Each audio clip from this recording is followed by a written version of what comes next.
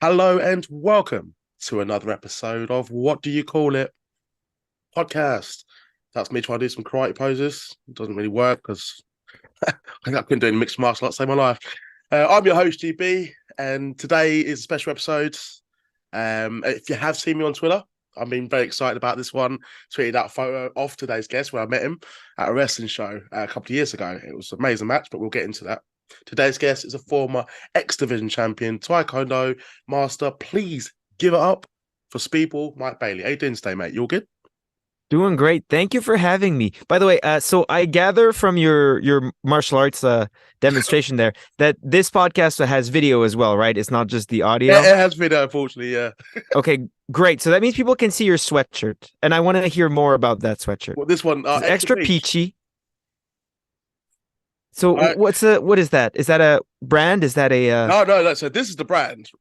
So what you call it is the brand. right, right, This, right. But I want to know about the sweatshirt. it's from ASOS, just a brand sort of clothes website. So Oh, okay, it was on cool. sale. I So love it. I think it's great. I love the I'm color. glad it's caught your attention though, because no one's mentioned it other than Mike Bailey, which I didn't expect that, and that's made me happy that I purchased this.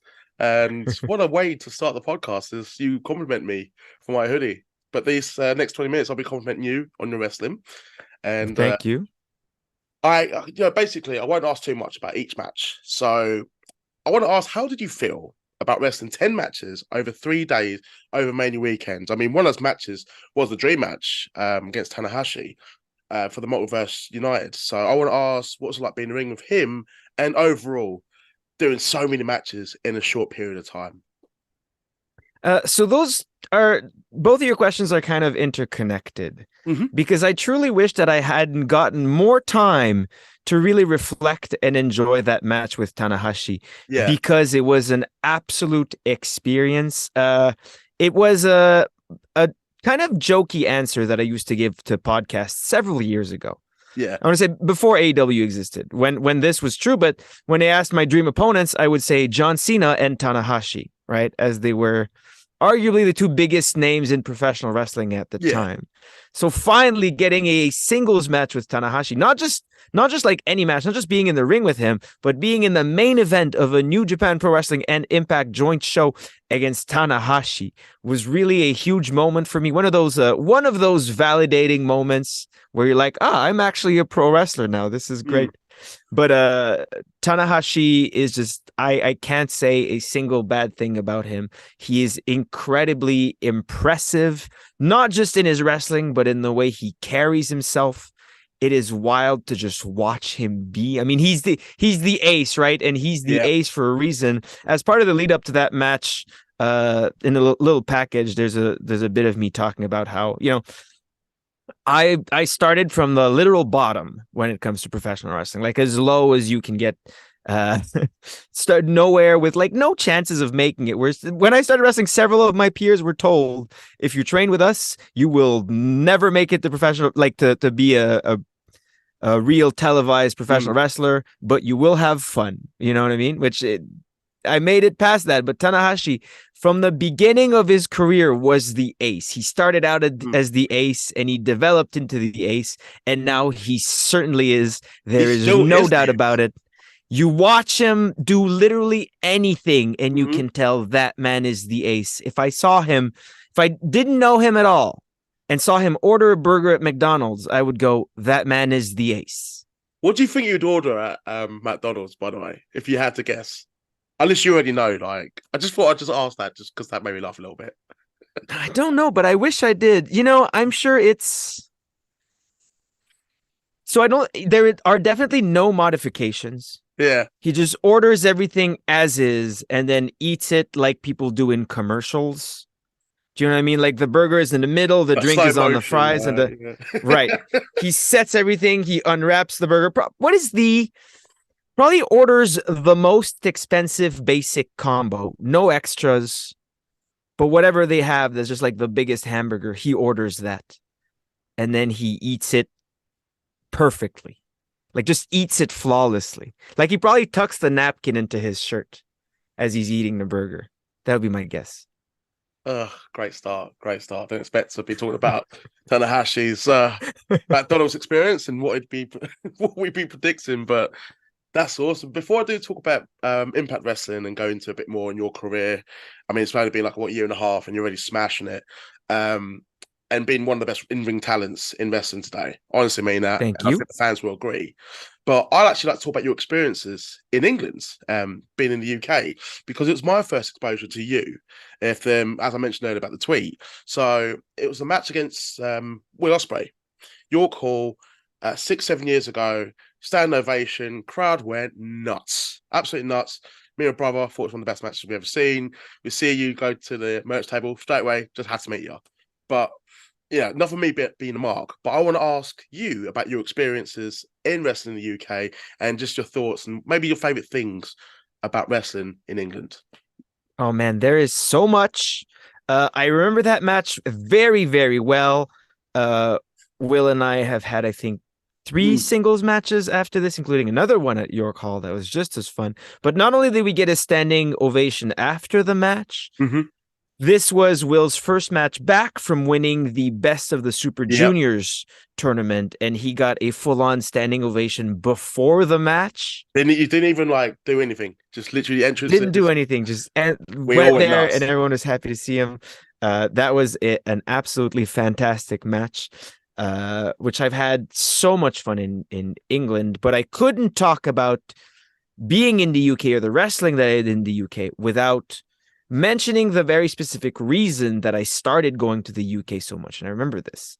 Yeah. So I had gone a couple times already, right? And then as soon as I was unable to wrestle in the United States, if you're familiar with my story, you know that it's easy to find. Yeah. Right. Visa stuff, couldn't wrestle in the US for 5 years. Rev Pro was one of the first places to be like, as soon as it happened, they were like, oh, come over for 2 weeks and do a bunch of shows. And I was like, great. Huge love for Rev Pro. But the person who would eventually become my wife, Veda Scott, whom I married last year, when we first decided to get into a relationship, they lived in the US and I could not go to the US. So in order to make our relationship work was going to take a lot of creativity.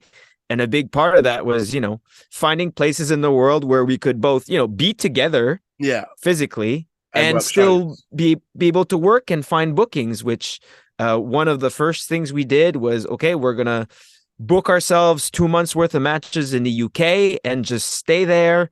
And that's where, our relationship really developed and we made it a thing. I mean, after that, we did other tours in many other countries. We stayed in Japan for months together, and Germany for months together, and Canada as well. But the UK really is a special place for us. We would get ourselves Airbnbs and stay in them. We've stayed in, we usually stay around the middle. We stayed in Rugeley for the first time. Do you know where Rugeley is? I feel bad for not knowing, and I'm in England, but I did feel. Where are you located in Essex, England, if you don't mind me? So just outside London. Okay, right.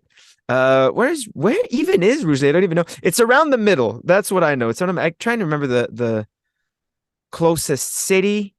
It's outside of Birmingham, and now it's bugging me that I can't remember exactly where it is. But we stayed in Coventry and Rugeley and Wolverhampton. A bunch. But I love British wrestling. I've been to those places, but Rugeley, it doesn't ring a bell. But I'm sure Rugeley is very small. There from the Midlands, they'll be like, "Yep," and that's cool that Mike Bailey has been there. Yep.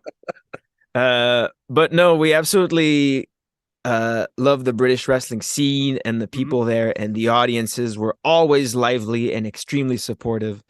So, man, I hope I can go back very, very soon. Because I love England and I wish I could spend more time there. I just want to see Impact come back to the UK. That would be awesome when Impact does come back. I mean, I've been waiting for so long. I remember seeing Impact in the UK at Wembley. That was brilliant. And just with today's roster, the current roster, it's just, I think the rest will be so much better and just the fans will appreciate it more. But fingers crossed, I think it will happen soon. So there is one match that kind of stood out. I think we can make it happen if we will it into existence loud enough.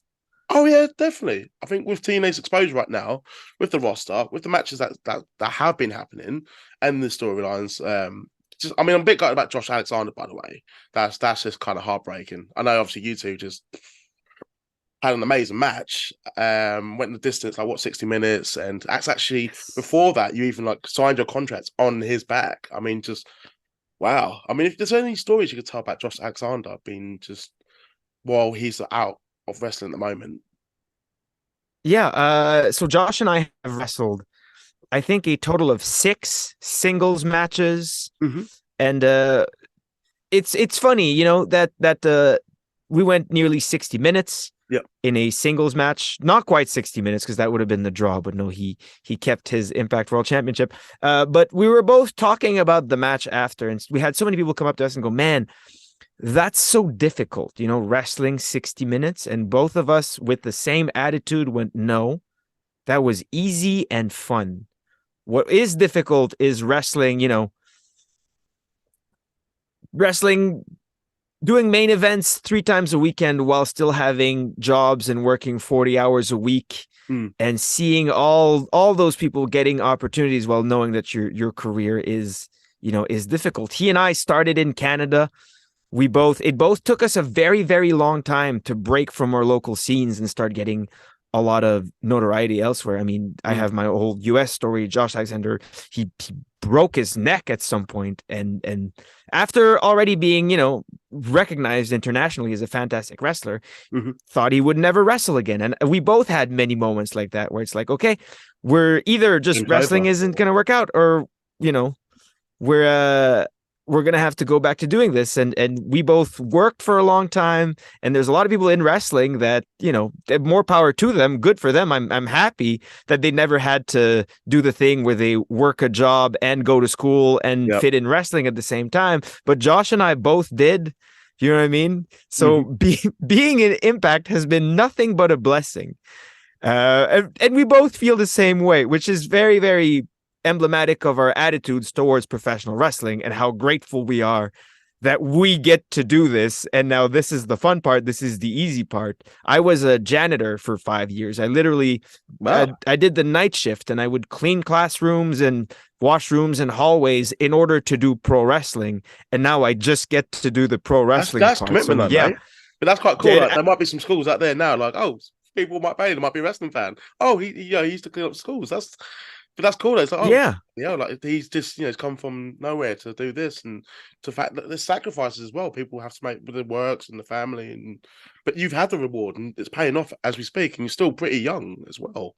Yeah.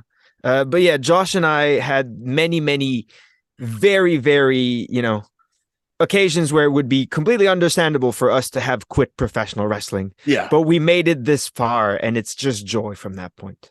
yeah. No, I can see it in your work as well, and I love Canada's influence in Impact Wrestling as well. And just Yes. obviously Scott D'Amore, obviously being the boss man, but with Team Canada as well, and seeing yourself and Josh Alexander. But it's great, and it's growing as well. There's one match that kind of stood out to me in your career so far. It's against Kenny King, and we both went to war, and I really liked it because it was quite unique. A pit fight match where there's no ropes, no posts. No, there is a post, but no ropes, and it's just brutal. By the way, the finish just with the chair. But I want to ask you: can we expect to see any more pit fight matches in Impact Wrestling? I don't know. I truly don't know. It took a lot to get us there. It took Yeah, many, many months of buildup. I would like there to be more pit yeah. fights. I mean, not on a regular basis because it kind of take away the speciality of it, wouldn't it? Right, of course. I think they could only happen at center stage, Hmm. right? Where that venue really has a special feel and a lot of history to it, and just the shape of the venue really makes it feel a certain way. But yeah, no, it took a lot to get us there, and the payoff was great. I mean, if we did more, I don't know if it would be mine or Kenny King's uh sort of design, Hmm. but yeah, I'd love to go back. I thought it was brilliant. It was just so unique, but just like you guys made it work and just made it really enjoyable. I mean, don't get me wrong, it did look like it hurt you guys, but uh, Yes, of course. I'm sorry for enjoying that. Apologize. But I want to ask. So, since you've enjoyed Impact, you've had an epic X-Division title reign. You two, as we mentioned, Josh Alexander, nearly 60 minutes, first ever pit fight match, which has been mentioned as well. And all the matches you've had, well received, not just from your peers, but from the wrestling fans as well, including myself. Now you're here to stay. I am not going anywhere. I want to ask, what do you have on your radar when it comes to your Impact Wrestling career? There is so much. One of my first thoughts that I had in my opening match was a four-way. My first Impact match was a four-way between me, Ace Austin, Chris Bay, and Laredo Kid. And I remember specifically thinking at Hard to Kill, absolutely. Thinking at that match, man, I really hope I get to work with these people for many, many more years. Right. And there's been so many people that are officially part of Impact that I'm like, it's a fantastic feeling for someone who's been an independent wrestler for so long to be like, these are my coworkers. These are people I'm going to share the ring with and share the locker room with for hopefully many, many years. Alex Shelley, Chris Sabin just celebrated his 20-year anniversary with Impact, which is absolutely insane. Alex Shelley, who's officially back with Impact now, and I mean, I couldn't think of better wrestlers. Josh, who represents Impact Wrestling. There's a lot of very, very good reasons to be extremely great knockouts as well. Tag division, it's unreal. Absolutely. Oh, the knockouts have been fantastic, and I'm happy to have them. Have the main stage and having Jordan and Deanna main event Rebellion and have the knockouts be put at the forefront of Impact Wrestling is absolutely fantastic, and why I think what Impact is doing right now is so important. And you hinted at Canadians earlier, right? Yeah. It is definitely a thing in professional wrestling where the major American promotions get you more visibility. And as I know quite well, if you are if you are not an American citizen, you have a disadvantage as a professional wrestler, right? And that's a big issue with a lot of Canadians who, try to make it big. And the next step is the US, but also being hired by one of the major US companies is extremely difficult. It's also a problem for many Europeans. And I think Impact is doing a fantastic job at helping with that. And there's so many great things that Impact are. One of the other fantastic things that I think Impact is doing that is so important is the amount of content that they have been putting out there for free. My favorite part from being with Impact is that I have a Twitch channel and they've been putting all my matches on YouTube from television, so I can just go and watch them with people and react to them and enjoy them, and that's been great. I mean, aside from being on DAZN and Ultimate Insiders and all of that, and having such great accessibility, just that many eyes viewing the product, it's insane. That's correct, and that's exactly what I want. I believe that the pro wrestling I'm doing is very good. And thankfully that is reinforced by many people's opinions. So I just want as many people as possible to see it. And Impact has been doing a fantastic job facilitating that. They've given you the platform, and literally, mate, you're just making. I'm just looking forward to the future. Obviously, we're enjoying your content now and your matches. It's great. And for me to be a fanboy as well and to interview you in the podcast is, one I can tick off. It's quite cool, man. So it's a really good opportunity. But is there anything you'd like to say as we are now going to be ending this interview? Any shout outs or any wrestlers you want to call out for the Impact Zone, No, I'm just going to say thank you. Thank you for doing this and the interview, and hopefully many people will listen to your podcast that are not familiar with me, and they will be like, oh, this guy seems nice. I should go and check out some of his stuff. Definitely. And if you do, just put in Speedball Mike Bailey on YouTube, find some of my matches. There's some good ones on there. And if you like them, share them. That is the best thing you can do.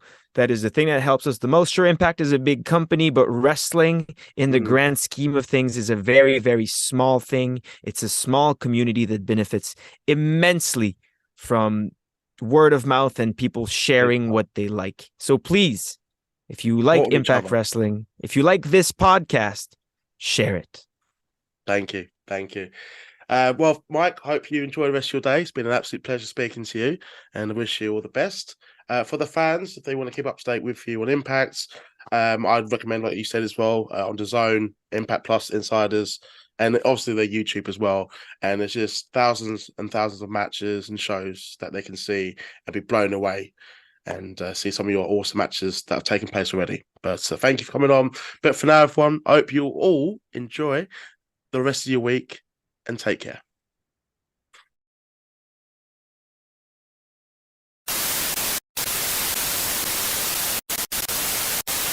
Hello there. I've got a special announcement from your favorite tag team. Hi, I'm Hotshot Hunter Knott. Hello, I am Rosario Grillo. And we are your favorite tag team, TSF. And you are watching What do you call it? Podcast. Podcast. Yeah, I heard.